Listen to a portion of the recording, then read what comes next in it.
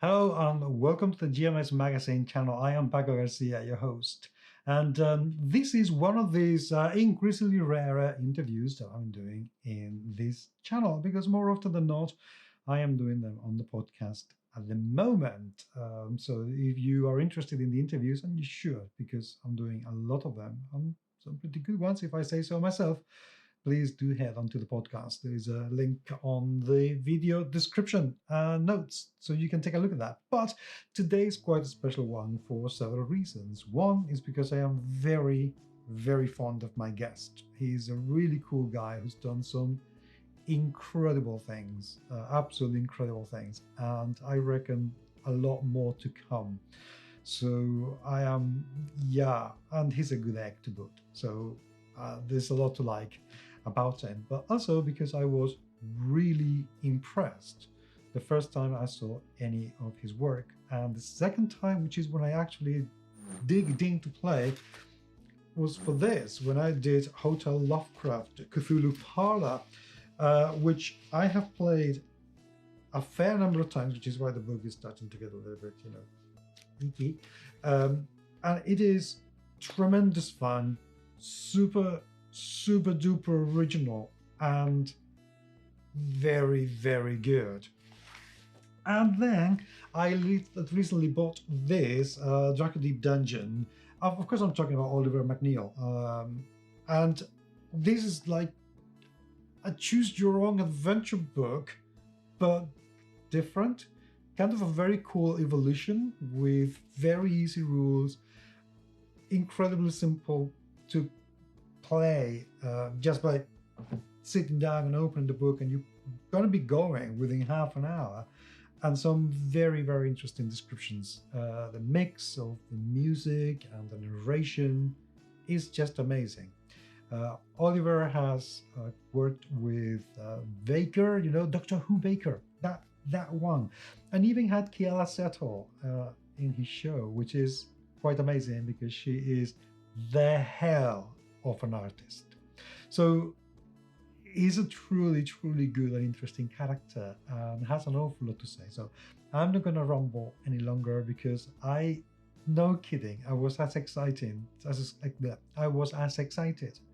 to do this interview as I am to bring it out for you. So, and please do get a few of this for Christmas. Trust me, you shall not regret it. Here's Olly.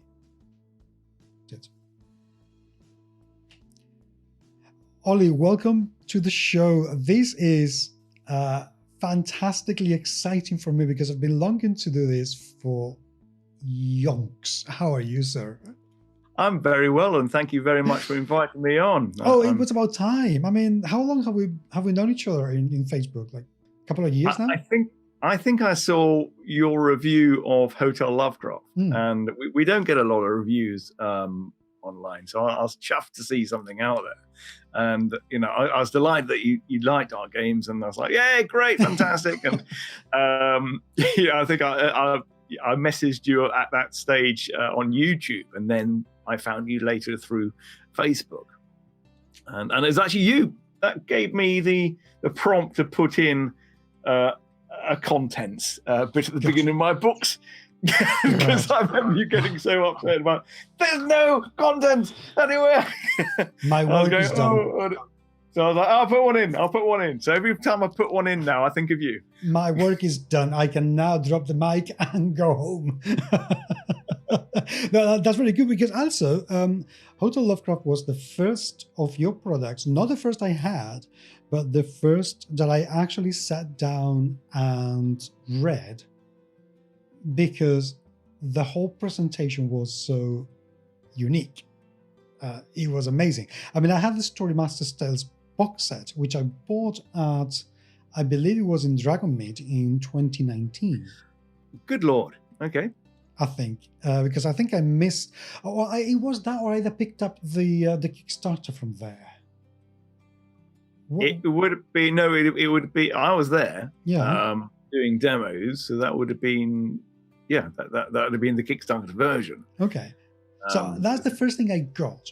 But then I got home, and it's one of those things that you open and you say, wow, this is a fucking cool. And then you put it aside because I had other books. And then came Hotel Lovecraft.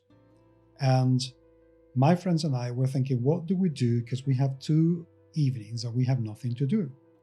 So what do we do? And I said, I have a laundry bag full of amazing Lovecraft things. Let's try this. And my friends were a bit, this looks weird.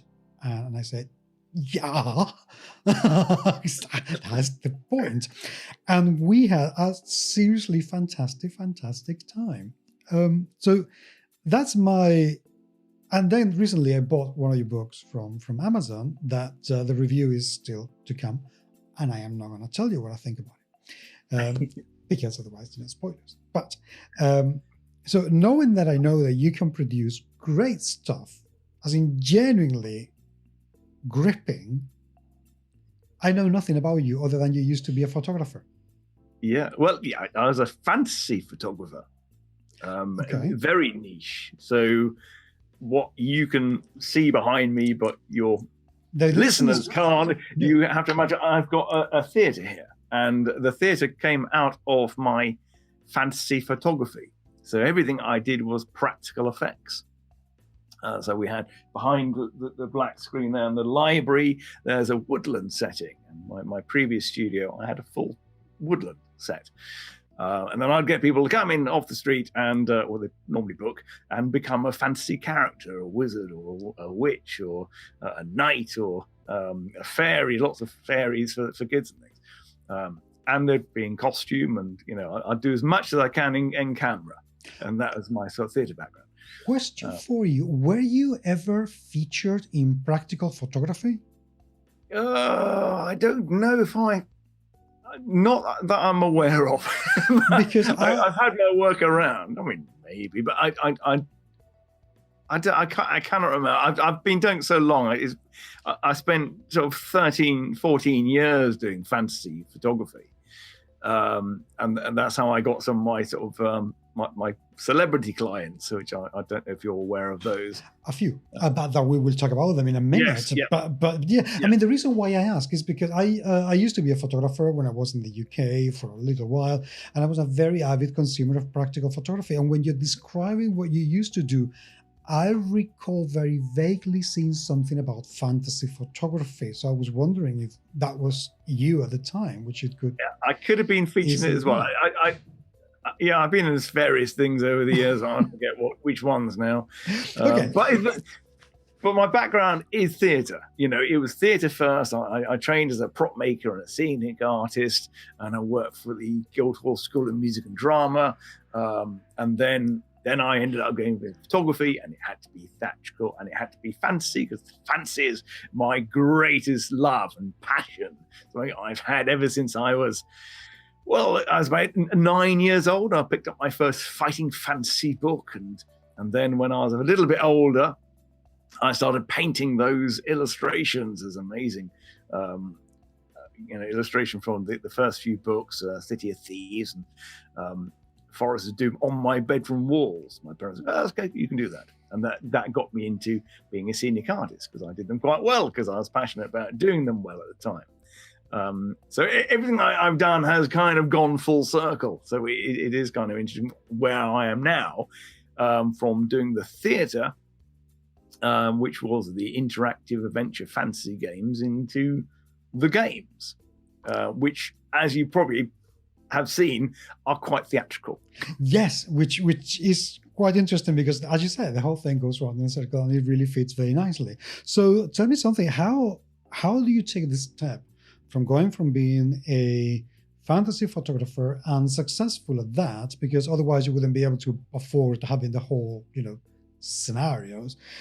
How did you go from photographer to starting theatre online? What's the evolution for you? It wasn't theatre online initially. It was, I had several studios, and I was getting more and more sets and props and bits and pieces. And something that I've also done in tandem was live role playing. And something I for probably about 20 years, I've been trying to do something where I could get the general public to role play and get that experience, that immersive storytelling experience in a safe environment, and in a semi sort of commercial basis. So I had this kind of germ of an idea that I knew about Kickstarters and things, where I wanted to take some scenery, and all the scenery you see around me is VAC form scenery, and it's all movable. You can change scenery quickly. It's from a company called the Peter Evans Studio in Pinewood Studios, and I painted them all up. And I wanted to take people into an environment. So I was looking at these pop-up gazebos, and I think could design it so I could take it anywhere and pop up a dungeon, or put it in a festival and have a pop-up arena or tavern and that kind of thing, just kind of people and have a story running. So our first Kickstarter, which didn't actually succeed, we had, and again, this is when I was podcasting, we had some very cool people working on it. Some people who agreed. We had Ian Livingston was the sort of art director of it. Nice. We had Tom Baker was going to be doing the voice of it. We had Russ Nicholson and Malcolm Barter doing artwork for it. We had who else? Mark Caudry, who is an amazing prop maker for film and TV and like the live role-playing market. He was going to do some things. In fact, I can pick one up here. This is Sebastian, who's actually, we ended up That's working. so cool. Yeah, but he obviously the Kickstarter didn't work because the problem with Kickstarter is it tends to be something that you can buy and have sent to you. The theatre doesn't work, so it failed. But I was still determined to do it. So we had a GoFundMe. We raised about £1,000, and that was just enough to buy all the scenery. And then from that point, we kept growing it. And then I found this unit down here in a lovely place called Rye, which is in East Sussex. And it's if I step outside this front door, there's a cobble street, and there's Tudor houses, and there's it looks like a 16th century fishing port, because it is. This wall here to my side was part of the town wall. Nice. There was a gate house here. This area used to be the ditch where all the rubbish was strewn and thrown over the edge. And this is true, you might not believe it. There was a witch that lived in the slum areas just to my right-hand side. The last witch to be hung in this town. Wow. Anyway, I digress. So I had all this scenery, so I designed an interactive live fantasy show that could be enjoyed by the family, and it came to life. And then from that came the game. So, I mean, the way I described the game when I did my review, when I reviewed Hotel Lovecraft, it's like a choose your own adventure for adults and way better done. Oh, thank you. Thank you. I think, I obviously love the choose your own adventure books. And I also wanted to design something which would really reflect the world that I created within my games. And one thing I wanted to try and do was make it replayable, even though you have similar characters. But I wanted those characters to become almost real and have things that could come out of them and familiar, especially if you're trying to appeal to children. A certain amount of repetition is actually quite a good thing, because they can meet a character, like they meet Master Gibbs, who we have in a live show, and that he'll do one thing one time and they meet him another time he'll do something else. And as a storyteller, you can really play around with that. You can make your own connections. And the reason we had the cards, it's almost taking out the branching part of it. Yes. You've got the choice part, but now it could go anywhere, and you can start making connections yourself from things that you discover each time you play.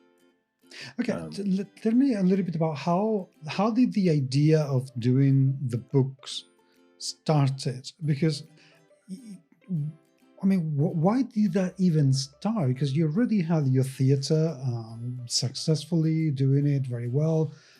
Why, branching into doing the books? I think it was almost trying to reach more people. Being a small interactive theatre, we could only have maybe 20 people in the audience at a time. And I knew we had something really exciting. And from the reaction we had from the children and adults of all ages, I thought, I really want to get this out to people. So our very first attempt at Storymasters was putting the entire plays in the interactive shows into a book that people could play and reenact in their own living rooms. And we had paper masks that were crimped out so people could wear them, scrolls that were pre-printed, so they'd literally have everything in a book. They could take it all out and dress up, use a sheet. So I had certain prop lists that they'd have to choose. It was good, but the problem was not everyone has the facilities or the enthusiasm to do it for themselves. So that was kind of the first attempt at getting the theatre. And then I thought, okay, I need to make this simpler, although technically it's actually more complicated, but feel simpler for an audience. So they don't have to do anything. They just have to pack cards in a book, and that's it. Yeah, make it really simple. But one thing I really wanted to have was the audio aspect, the theatre aspect, the sound aspects. I think once you've got that and the stories, and you're taking away as many rules as you can, so it just goes down to the Storymaster playing with their audience, almost. I'm not a great one for rules. I'm always forgetting them or bending them, and I think for my game, I'm kind of going, the rules aren't important. The rules can be slight. You can add rules if you wish. You can ignore rules. I'm very forget that. If it doesn't work for you, forget it. Do it so that the drama and the story works for your audience. And that's kind of what came about, really. And it kind of fits the book itself, because I remember when we played it for the first time, how I just read the rules and I was kind of translating them into Spanish so my friends could understand exactly what was going on, and I had to be translating the whole thing as it was happening, even though I have to say they insisted that they wanted to listen to the narration because they loved the voice. Yes. So they didn't fully understand what was going on, but they just thought, this sounds so good.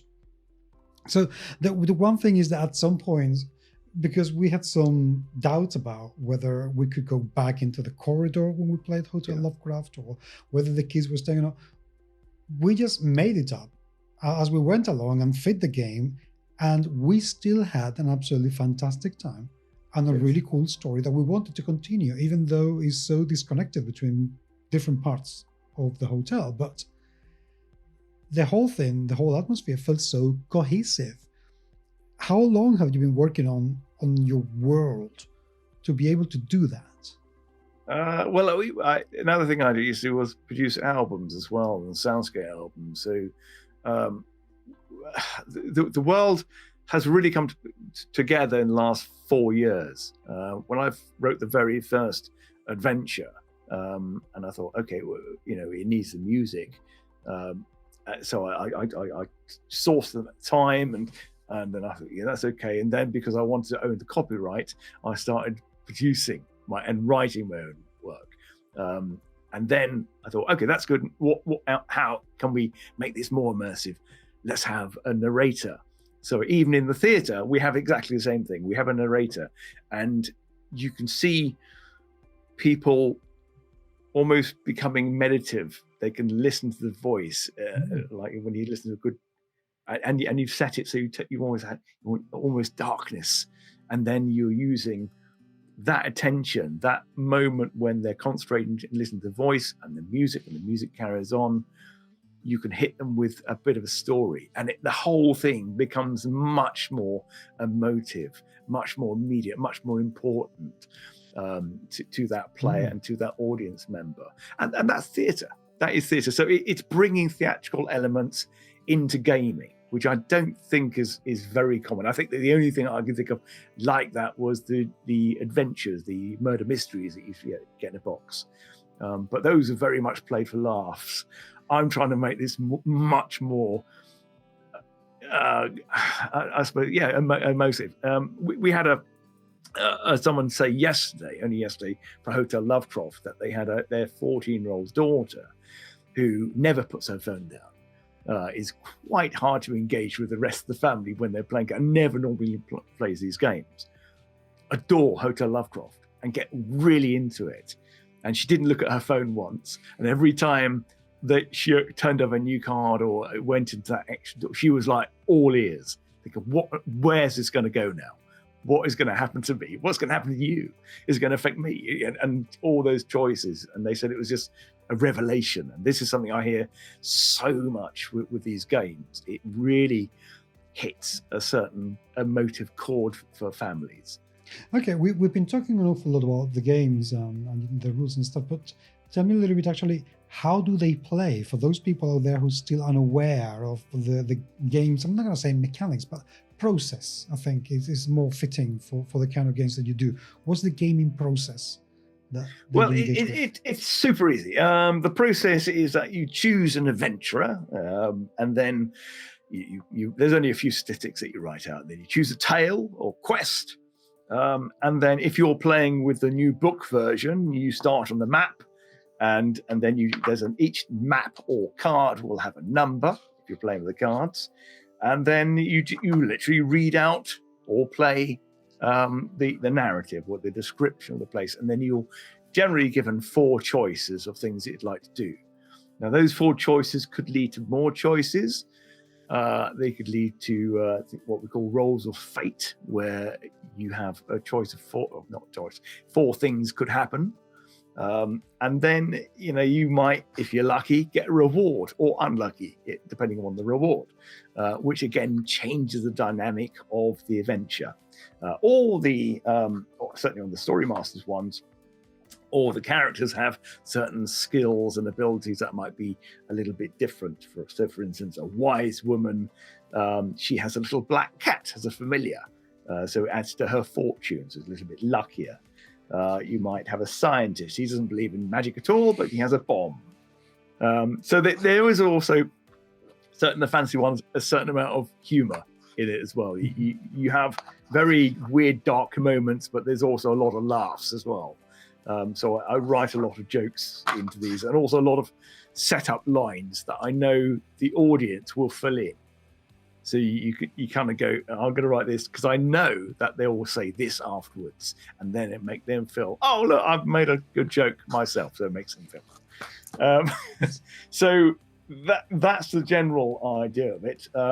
But honestly, each time I play it, and I've played it in various different situations, you get such a lovely response from the players, and the game is always different. Each time you do it, we've had people who say, "Oh, it's really hard. I never get any rewards, and I was struggling, and I died from having a paper cut." Or you'll get someone saying, "Oh, I found it really easy, and I got all these rewards, and had a goat following me, and I became half vampire, and there's so many things that can happen." Every story is going to be different, and that's what I love about it. And the thing is, even if there is a limited replayability, because at the end of the day it's a limited book, but somehow, even when you play it a few times, it just feels different. It takes a long time, or at least it's taken me a long time, to become so familiar with the setting of the book that I can more or less predict what's going to happen. Yes. It takes quite a while, because there is a massive variation in the scenarios and the scenes that are presented within the books. What is actually your process to devise those things and put them together for them to make sense? Well, each and we got several books out. The Weirding Woods one, that was probably the closest one set to the theatre shows that I wrote. So we had certain characters that I definitely wanted to be there, and the tales were based actually on the shows. So we had the Revenge of the Shadow King. The Shadow King was the major sort of evil baddie in our thing. So I had little bits of that littered throughout the different areas. So they'd be like, thinking, oh yeah, we have a black feather down here, and someone might make a connection that he's got a skull of a crow. Maybe that's connected. And then you'd have someone having a terrible dream that you'd meet. You kind of go, and then you'd vaguely describe his face. So you're seeding little bits of the tale throughout the different areas. So each time you play, you might discover none of them. You might discover a few of them. You might discover another bit about the Scarlet Sorcerer in a history book. So you start unraveling it. Each time you play it, you'll kind of go, oh, that connects to that, and that connects to that.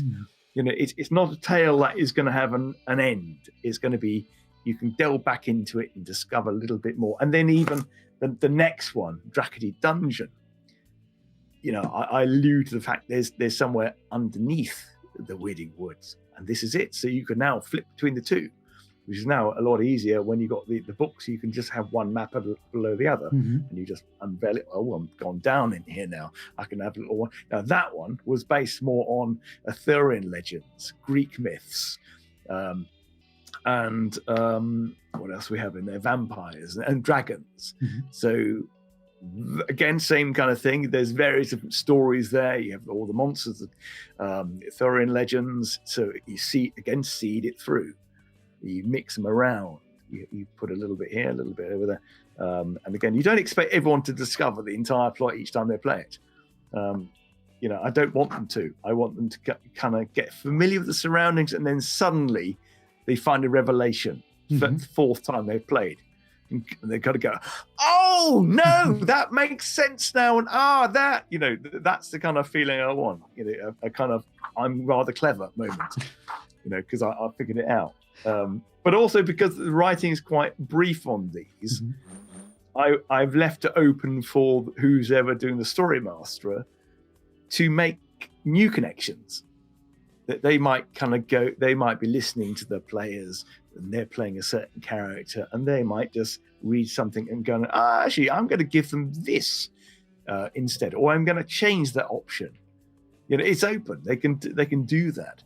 Our very latest one, which I'm bringing out at the end of this October, is the Tome of Terror, Transylvania. So this one I've changed. It's probably about twice the length of the other books, but we have only 4 tales. So it's the same kind of thing, but it's much denser. So there's more things that can happen to it. So you've got to go and find Dracula. You've got to get the castle first, and then you've got to go around the castle. And then there's so many more things that you can find, and so many more mysteries that you'll discover each time you play it. I don't mind that. I don't mind people kind of going, what's the replayability like? I think in all honesty, how many times does anyone ever play even their most favorite game? Well, the thing is, to be perfectly honest, considering value for money, is replayable enough. We are not talking about a game that's going to cost $100 or £100. The books in Amazon are about 20 quid, something like that? Yeah, something like even under, if softbacks under that. Exactly. So it's not something that you have to invest a huge amount of time or money on them. So even if it is, I don't know, I reckon the playability might be 10, perhaps 12 times before you start to feel very, very familiar. I think that's plenty for the amount of money. I think that's good. It's a 2-hour game. You're not going to, and you've got theatre sounds tracks and narrations. Exactly. It's a good night out. Yeah, or E. Yeah. So the thing is that one thing I'm a member of is the Fighting Fantasy game book group, right. And the Fighting Fantasy books, you you kind of choose maybe 2 or 3 paths that you can do. But I know these people play them again and again. They have favorites. And what I wanted to do is write books that could become like a comfortable, friend, so you can pull it out and, let's go and delve into the dungeon again and see what happens this time. I haven't played that character this time. That's what happens if I play on the Lost Children. Or what happens if I take one of the characters from the other book and play it with this one. So I really want people to play with them. I really encourage that. Don't get hung up with any of the rules. No, I definitely would encourage that. Okay, let me go back a little bit into your online theater, because I know that you do it.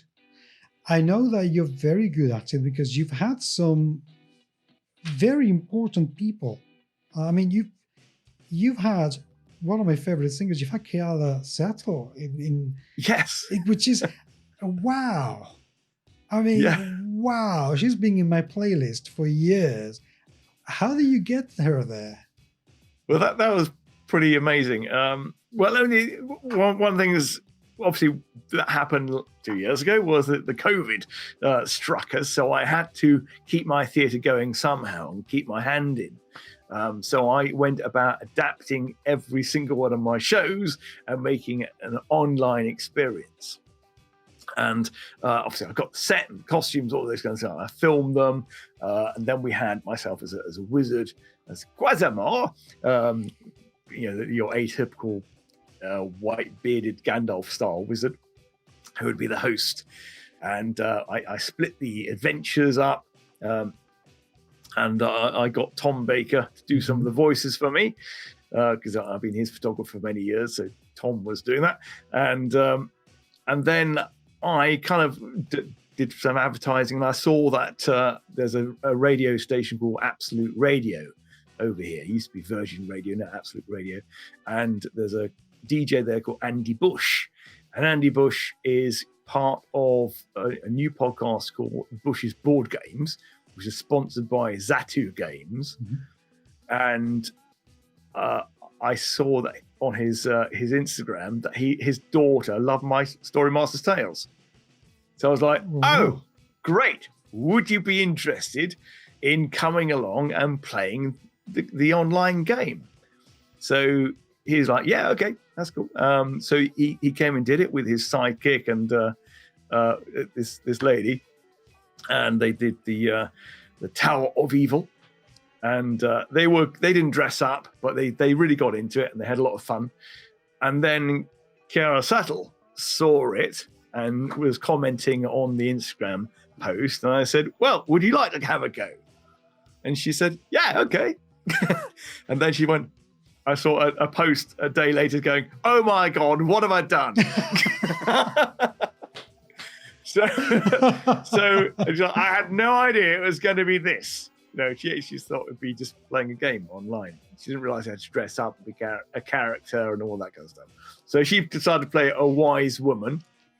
She had a couple of gaming friends that were from America who were both online with her as well. And because only 3 of them, because they booked, I said, I was kind of imagining it was going to be a private gig, but she didn't do it that way. So I was like, okay, I want to make sure she has a good time, and I think they're going to be very nervous. So I got 3 of my friends who I know are really lovely and also very good live role players, and who won't be fawning too much or at all. And they joined as well. So they had a really good fun. And I took them on the adventure, and we had puppets and monsters and creatures. And I think most of the time she's going, what on earth is going on? She got a little bit confused, but she did enjoy herself. Good. Oh, that's a great story, I have to say. That's brilliant. But I'm also very interested, which you have already explained how that happened, but how long have you been working with Tom Baker?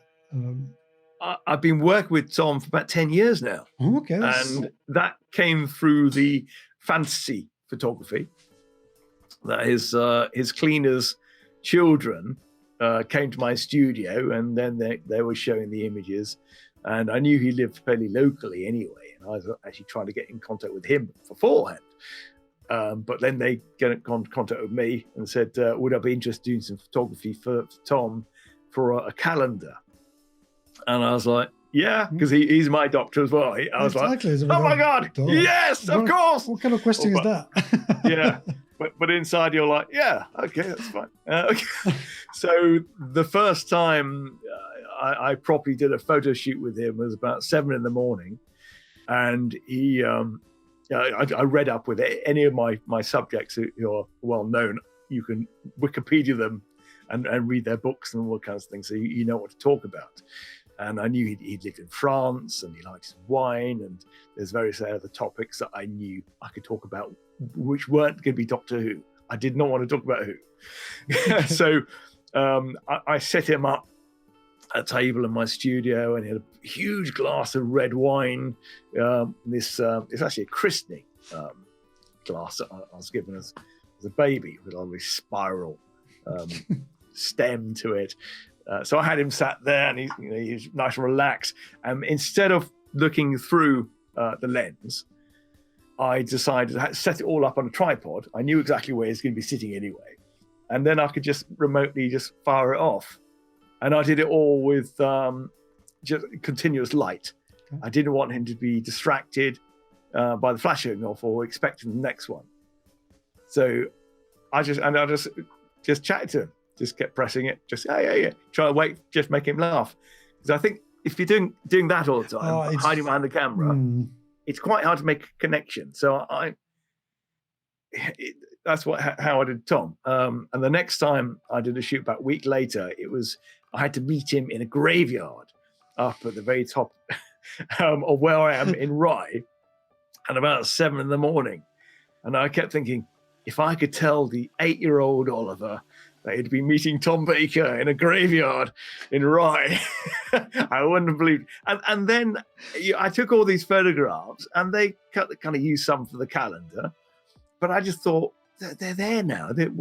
I've got to do something more. And I've always been a believer in always trying to keep relationships going. If you've got an opportunity, don't let it fizzle out. Mm-hmm. So I said, look, Tom, would you like some more maybe next year? So we can update them. We do it every year. So, and it became a very regular thing. And then we started selling them signed art portraits. And then I said, look, can we make this a little bit more special? Because you can sign them. Maybe could you just say a quick message to them as well? And you see all these websites now where celebrities are filming themselves going, hello. This is a message for so-and-so. Very happy birthday. Blah, blah, blah. Yeah, normally in bed, in terrible angles. Yeah. It's dreadful. So I didn't want to do that because that kind of thing didn't really exist. But he couldn't because of his age, and he didn't want to go to too many conventions. We thought it'd be a nice way to make it easier for American fans to connect with him. So I properly shot it, with proper camera and video and mics and things, each one, because I've got all that kit. And it was really lovely. And we'd actually type out a letter to him. I'd edit it and just give him the points. So it's so personal and so intimate, and it was so lovely to do. And unfortunately, we don't do them now because it's just over COVID. It had to kind of just drift off, unfortunately. Okay. So let's see for people out there who might be now thinking about, okay, so this theater, what on earth is that? So how does it work? Let's assume that I want to be part of one of your games, one of your plays. What happens? Okay. Well, we are going to start doing them probably in November. Again, they're on Zoom, so if you're not zoomed out by now, you're that late. What happens is you play a character. You play something from our period is sort of 1750 European folklore. So you select what character. You could be a huntsman, a witch, a wizard, a rogue, thief, bard, all the kind of sort of grim fairy tale sort of tropes. And then because obviously there's no combat involved, a lot of it is discussion and a lot of it is situations, but it's done with that sounds really boring, but it's not like everyone's debating. Everyone has a situation presented to them, and they come back and think, what are we going to do? Should we do a spell? Are we going to heal them? Are we going to try and trick them? And then I'll do part video. So some of it I'll shoot here, and then I might cut to something live. So for instance, you'll hear someone say, and you'll journey over to the Weirding Wood and the Crow's Nest Inn. And then you see a scene with a bustling little tavern. And then there'll be John Swede, who'll be at the bar selling things. And he'll be, hello there, Modgers. How you doing? Oh, come on. Hey. And then the lovely thing is, a lot of people at home, everyone's feeling very isolated. But you can see a character, because I've got the screen, I can see all the faces, and you recognize someone, and you got a character full costume. Oh, hello, Packer. How you doing? I haven't seen you for ages. Hey, how is the shipment in? Has it come in all right? I know I saw you down there by the docks, look a little bit shifty, but I heard the brandy might have come in from old Paris. Is that right? I've got a client who would like some. And then they talk back. Okay. And then they might have some plot they need to ask you. So it's like talking to characters. And there's another one where we have an old lady who runs an antique store called Barbara. And Barbara's not very nice at all. Oh no, she's not. And she gets very impatient. People don't buy things. So and we've got puppets, the rat down there. There might be puzzles. So there's evil necromancers. It's quite wild. It definitely sounds it. But you're basically doing a role-playing game, a little bit more scripted, and a lot more made up, I suppose, in terms of the makeup and what you do, which is quite amazing. It's kind of it's almost like guided fantasy improv, but with cosplay. So when I'm playing, where I'm seeing a whole sea of people who've now got their virtual backgrounds, or they've set dressed it, they've dressed up. And because of the nature of the stories, we can go anywhere with them. We had one where they go to a stone circle, and I actually filmed a stone circle, and I dressed up as this troll, and I came out behind it, and then I can actually do voiceover on some of the footage. So I can't obviously dress up again. So I'll do like a loop of the character that I can talk over, and then I can change it on my settings, so I can then zoom out. So I can change the angle a bit or go back into talking.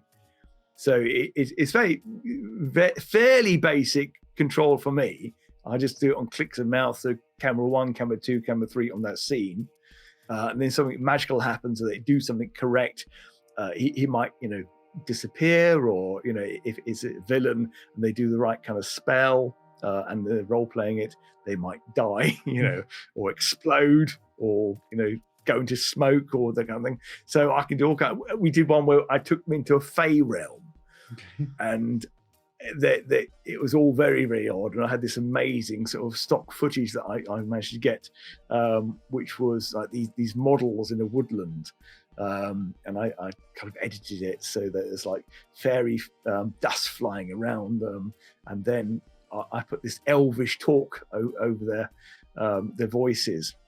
So I'd had to translate as the wizard for the elves. And then we had the wild hunt that were going to be arriving. And then there's a whole debate, because all the humans, all the evil humans, and half our party were all sort of rogues and thieves and smugglers. They would all be purged. And we had some other characters who were Fey touched. So they were kind of going, I angled it so that there's a little bit of conflict and discussion amongst them.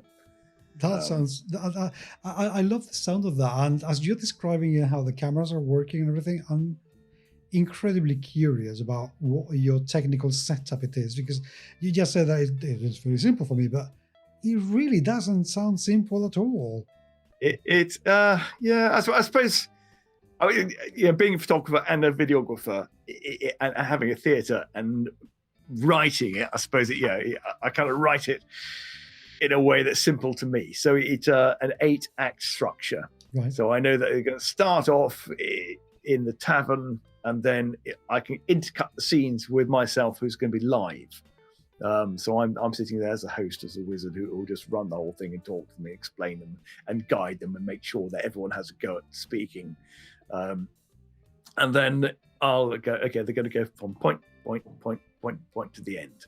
But making that journey fun and interesting and surprising, and having a twist at the end, or having a next time trailer at the end. It is fun. I mean, for instance, we've done ones where they've gone to the beach and there's this whole smuggling operation, and one of them gets shot, a character. So suddenly someone is bleeding, but we don't roll, we don't do dice, there's no stopping statistics, all those kind of things. I'll just go, Lee, you've been shot! And then he'll go, oh, okay, no! And all the other characters go, oh, right, hang on, I've got healing abilities. Can I heal him? And I'll be going, oh, you're raising your hand over his head, but nothing seems to be happening. So everyone's panicking, and someone's going, all right, let's go and follow him. So you're kind of controlling the crowd. I suppose it is fancy improv. I love the sound of that. How many people take place in one of your plays? We find about 12 is a good number. Okay. Any more than that, not everyone's going to get a chance, or they start talking over each other. Now we've got a group we've got 4 groups. So if you've never been, you'll be welcomed into them. Although we haven't done it for a while, we haven't done it about 9 months, because when when it started to get lighter, people weren't that interested in staying, late at night. So for now, November, they will start again. Start again, is that a Zoom wise? I mean, we're talking online at the moment. Yeah, these are online ones. At the moment, it's still not safe enough to do them in the studio. And the studio ones are very different. They're much more family orientated. And when we're going to do those again, I do not know. It's very hard to say, because it's a small studio. Children at the moment are very susceptible for passing it to people. I can't really risk getting COVID at the moment, because it's just me that runs everything. And that stops. It's an unnecessary risk. I mean, you'll do it when you're safe again, whenever that may happen to be. So what happens if somebody new, or if you want to create a new group, do people know each other beforehand? We can do private groups. Right. So if there's a load of people who want to do it as a party, that's fine. If you want to come and slip into it, we have a campaign. So there's various different things happening. So you talk, and we even have events as well. So if you're new to it, you don't know anyone, you can come to one of our event ones where we have many more people, and then we have rooms. So we have certain situations where we had we did a ball, a mascarade, right? where I planned a murder. So we had I did a green screen, so I was in a ballroom, and I ended up dating myself. I played this other character. Well, I play all the characters, but I had a character called Ursula, and I was playing Ursula, and I was playing Cosmo, and I was holding hands, and we were flirting with each other. And then while that's happening, we set up all these different rooms in Zoom, and said, okay, go and discover. I title them all very interesting places. And I had another friend of mine who's an actor play this very kind of rakish chap who would be like, Terry Thomas, hello there. So he was eventually murdered, but by one of the other players that we had set up to be a murderer. She had taken on a Shiad entity. So she's going to try and be like a vampire and murder him. So I said, okay, go and find him in a room on his own. I'll tell him to find a room on his own. and everyone was going around. Then they were like going, "Oh my god, somebody's murdered!" So that was good fun. So you can do those. We also have a horror one as well, right? A Cthulhu one, which is very different, and that's much more like Hotel Lovecraft. Okay. Yeah, if you want to have a serious spooky one, you can do that with less people, and we actually do that in black and white. We have again, I don't want to give too much away, but you don't have to know anything about the gaming at all to get involved. You can play a 1920s investigator, or you can play yourself. And this is something we did live here for a World War One celebration. Well, commemoration. Commemoration, which was happening all around this Rye town a few years ago, and that was a remarkable show to do because most of our audience were in their 70s. Wow! But they really loved it. I mean, yeah, but that must have been absolutely amazing to be able to introduce something as bizarre as the Meeples to people that age, who are that age, they're normally just like, oh, I'm not interested in these things anymore. That must have been amazing. But this leads me to my next question that I wanted to ask, and it's about how do you keep the environment safe when you're going to have to be bringing online people that you have never really spoken about or know? How do you handle that? Because I'm sure that there would be people wondering, are they going to be all right? Yeah, no, we touch wood, we've never had a problem. Okay. I think the thing is, you build it up gradually, and you build up a nice group, people who look out for each other. You can tell very quickly who can be the ones, for instance, that you can make a moderator, someone who can just keep an eye out for people. You can spot them very quickly. It's not really an environment where you can misbehave or not get involved in it. If you do, you'll not be asked to leave. Either you'll readjust your thinking and get involved because you want to have fun, or you just won't come again. But most people, thankfully, come back because they've now become part of a group, a supportive group. And I think that's the way we keep it safe. Make it a supportive and inclusive group as well. Good. Everyone's been so lovely. I love the sound of that. I really, really do. Okay, let's go back to the books briefly, because we've been talking already for nearly an hour, and it's gone way too quickly. This has been way too much fun. Books. What are your plans for the future? Because it by the looks of it, you've gone from doing your Weirdwood box set, which is absolutely amazing and very sophisticated, with beautiful silver book covers and your cards and everything that makes me go, oh, I would love being a gamer. From doing something very different, just as elaborate, but a lot more thematic, like the laundry bag for the Cthulhu Parlour. But now you're just doing the books that are going to Amazon. Is that where you see yourself going in the future? Simpler settings, but more prolific, more of them?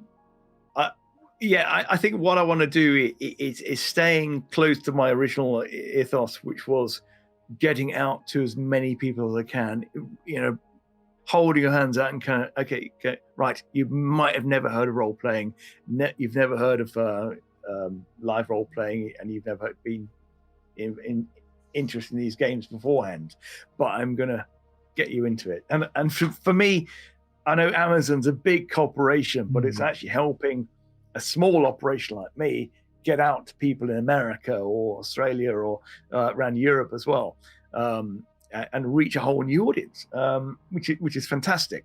Kickstarter's good, but what I've been finding certainly is the postage and shipping costs have just been going up and up and up. And for me, that is going to stop someone buying this for their kids. You're not going to get an auntie who's ever going to find my game, because we don't go to retail at the moment because we're not big enough. But I'm not going to get auntie or grandmother buy the box game and pay £28 shipping. It's never going to happen. No, I think this is going to mess up so many things, because I was making my own calculations, because I'm a big, Kickstarter or other crowdfunding platforms available supporter, and I was making my calculations recently with all the shipping costs and how it's going up and all the new taxation that we have to be paying that we didn't used to because it was blah blah blah. And the amount of money that I'm going to have to pay in fees to get the games here, that will probably pay for the plane to go to either Birmingham to the UK Games Expo or Dusseldorf, so I can go to Spiel and buy the games there rather than doing it in Kickstarter. I think this shipping and postage crisis is going to mess up so many people, and I can see why Amazon has become such a attractive alternative. Yeah, there's I think also the thing about my books, and it lends it that they are storytelling books and games, so it looks nice when you open a lovely big shiny glossy book and you're sitting there reading it somewhere. I just like that feeling. You can imagine if I sat around you, it's like, I'm going to pass you the book now. And I just like that kind of tactile nature. That's why I wasn't too bothered about this, because again, I wanted to make sure it looked good and it felt good and it was quality. Quality is very, very important to me, to get it as good as I can. Obviously we're black and white as well, so that helped us a little bit. But hardback book, I don't know if you've got the hardback or soft book. The only one available at the time was the softback, I think. So that's the one I got. Yeah, the hardback should be available now. It's only the last couple of weeks that they've changed it, so I've quickly adapted them all. So lovely present, and much, obviously going to last a lot longer. And they're only about £22. Yes, no, they're definitely value for money. They are unbeatable. They are really, really unbeatable. And also the other thing I was saying is that we happen to have schools use them in class, and if you got that, you're not going to lose components. True. This is something which can be moved. And also people say, oh, we can take this on holiday. We've got a game we can take away. And you've got all the soundscapes there as well. They've got QR codes every page. So you can. It's such a nice game to be able to play. Now, Kickstarter I will be doing, but I'm going to be doing just the cards. So if you still want to play with the cards, you can get the cards. And again, this is going to be a lot cheaper because that is now a smaller package. That's all the other thing you need. If you want them, you can play without it. And shipping that to America is only going to cost about £6. Okay, that's not too bad. So we've dropped everything. It's about £12 for the actual cards plus shipping. And if you're in America and you're on Prime, postage is free. So we've suddenly opened up the market massively. And actually, you're doing very well, because you've been sharing how you've gone up and up and up in the selling ranking in Amazon, which is brilliant. I think the other reason for that is there's not a lot of competition. There's for family role-playing games, and I'm always a little bit reluctant saying it's kids role-playing games, because there's just as many adults playing it with teenagers and on their own as well. But if you're pitching it towards the age I was when I first got passionate about it, and I think a lot of us grow our passions and develop our passions at that age. And I'm not saying get them that age and they'll be fans forever. Well, I am actually thinking about that a little bit as well, because if it's their first instance of playing this kind of game, they're going to be fond of this for many years to come, and keep an eye on what you're going to be producing. So yeah, that's the market I'm going for: the family role-playing games, the fun role-playing games, the light role-playing games, and sort of games that you can play that just seem a little bit different. It's almost like it's a bridging game from the world of reading, just reading, to playing a role-playing game. And I'm quite happy with that. I don't want to develop a complicated system or lots of volumes and rule books and things. I'm interested in people telling stories for each other, and having an adventure as quickly and easily as possible. Well, and since that works, if ain't broken, don't fix it. Yeah. But what's in the future for you? What else would you like to do? Because I can't imagine that your mind will allow you to just do this for the rest of your life. I can already see your face. For those of you who are watching, and I can tell that you already have some things in mind. What's in your future? Yeah, well, I've got now the books are working, and we've only actually done these books for 2.5 months on Amazon.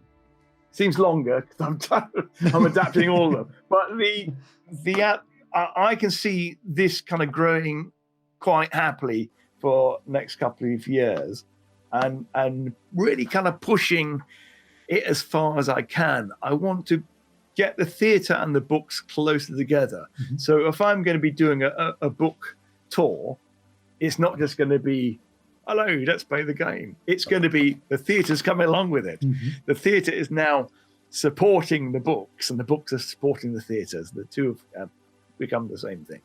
So, if you can see where I am at the moment, when you come down here now, we're going to be doing October half term, is I've got a projector behind me. So I'm also including all the footage I've shot for the live shows mm-hmm. with the narration. So you've got the video footage with the narration and me playing the game with the main character and costume. And that's hopefully a nice sales tool for people going, what on earth is this? Oh, no, that's great. You can take this home, and play on your own and try and get people, again, really passionate about gameplay. So that's one thing I'm doing. Right. Whether I develop that into a proper stage show, I don't know at the moment. I don't know if that's going to be the best place for it. I think it will happen organically over the next year or two. Mm-hmm. I do want to work on a couple of new titles. One which is Pulp sci-fi. Right. And the idea behind that, again, the way I'm envisaging it is I want kids to be taking books into school and sharing them. So you're having a team of space explorers and sort of Buck Rogers, Flash Gordon style, mm-hmm. crazy robots, aliens, those kind of things. But each book is going to be a different planet.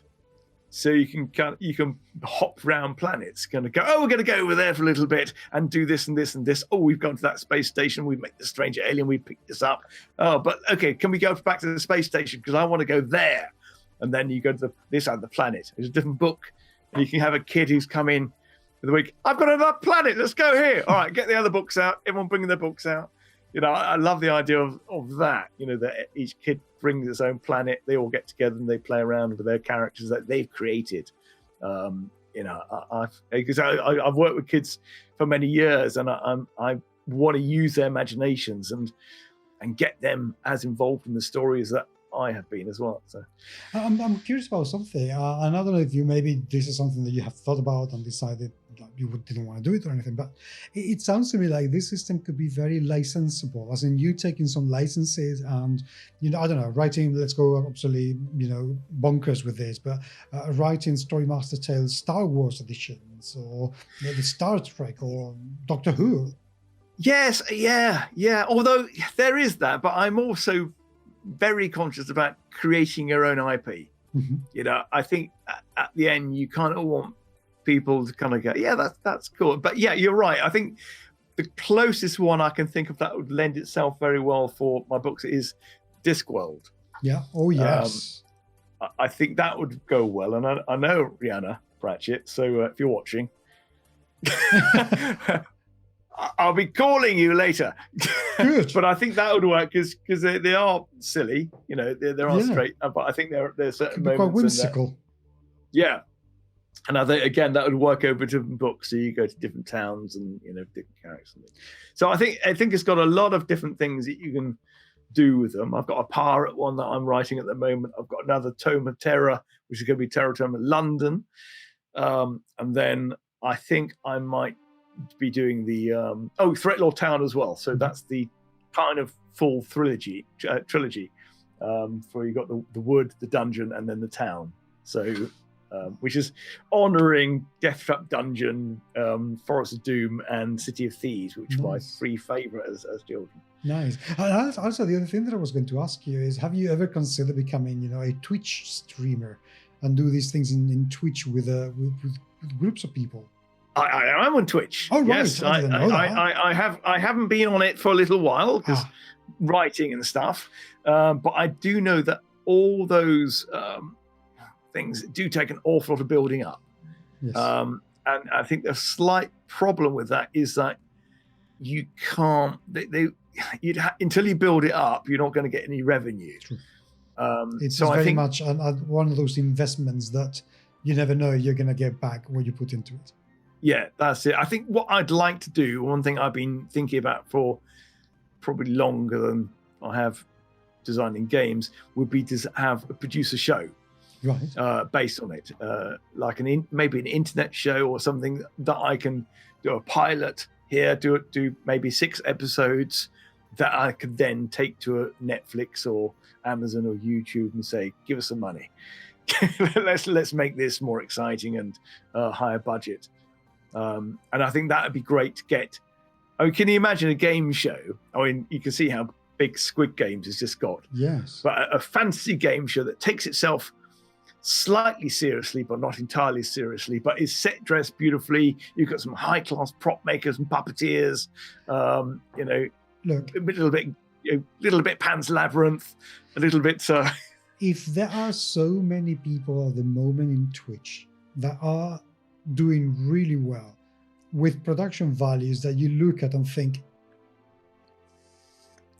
yeah, I'm sure that you will be able to do a lot better. So I think what we need to make happen, and let's think about how this could be the case, is for you to actually appear somewhere like the One Show in the BBC.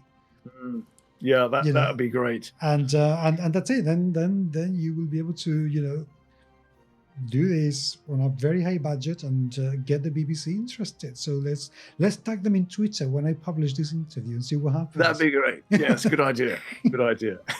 Although it's very even I did a load of press stuff. I wrote them and phoned them up, and when I had Tom Baker being the voice for our live theatre show, and I wrote things like, okay, we're not getting funding, and this is entirely one person running the whole thing, but we've got Tom Baker, not one interview, not one broadcast, not even an article, not even a mention. I was going, weird. What do I need to do? Our theatre here, it's #1 things to do in Rye. It was the #1 concert and show in East Sussex. But can we get any No, we can't get any publicity. I reckon that's probably because it's not easy to get one's head around what it actually entails and how it is done. When you explain to people online theatres, they'll be like, what the hell are you talking about? Yeah. It's very difficult until you are there and understand what it is like and how it's going to work. And then everything is like a puzzle that assembles itself together quite easily. But until then, I reckon that it's a hard to grasp concept for people who are not into it, I think. Yeah. But I think the next step will be doing the producing a show. In the mind, you're designing it to be transferred directly for TV. The thing with Twitch and the shows I'm doing at the moment is, you've got to what is an hour and a half, 2 hour. Twitch is a long format. Yes. And then you have the TikTok and things. It's a short format. There's not a lot of things at the moment which are half an hour TV length, apart from TV shows. Well, I think you should put the script together, and I should introduce you to my friend Ian Lawson, because I'm sure that he will be able to help, because he's amazing. Cool. Okay, well, I know Jason Kingsley. He's got his own film studio. Just need to get him to get some time to get into it. Come on, Kingsley. Yeah. So, look, can you imagine fancy Squid Games? Okay, from here it has to happen. I will make sure it does. Olly, thank you so much. Thank you very much indeed, seriously, for being with me today. It's been absolutely fantastic. And hopefully you will still want to talk to me when you're in the One Show, and we can do this again at some point. Oh, thank you. Thank you so much. My pleasure. Thank you very much indeed for being there. It is truly and genuinely appreciated. This channel needs you. We really need your input. So please do leave me a comment in the video comments description. Talk to your friends and people about this. This is done for you. So please be there. Thank you very much indeed for watching. I hope December has started amazingly well, and that this holiday season is going to be absolutely incredible. And I very much look forward to chatting with you very, very soon. Take care.